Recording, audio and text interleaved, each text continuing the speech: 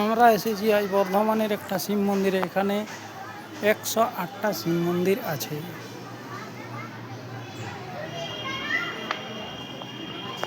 এখানে প্রায় ভক্তগণ এই শ্রাবণ মাসে কিংবা অন্যান্য সময়েও জল ঢালতে আসে।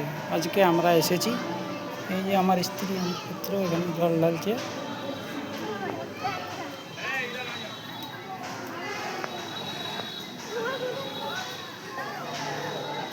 মন্দিরটা খুবই সুন্দর, চারিপাশের পরিবেশটাও খুব সুন্দর।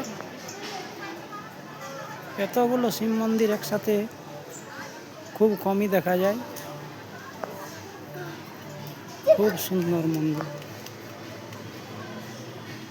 আমরা আজকে এসেছি এখানে ভোলে বাবার কাছে প্রার্থনা করতে।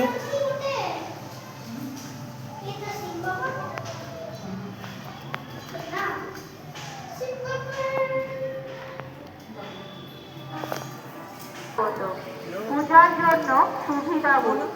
মন্দিরের ভেতর হতে যা দরকার উপকরণগুলি পাবে। জল ঢালার পাত্র, বালতি সংগ্রহ করুন। পুকুরের ঘাটগুলি থেকে জল সংগ্রহ করুন। ভিড় সামলানোর কাজে যারা করছেন তাদের সহায়তা করুন।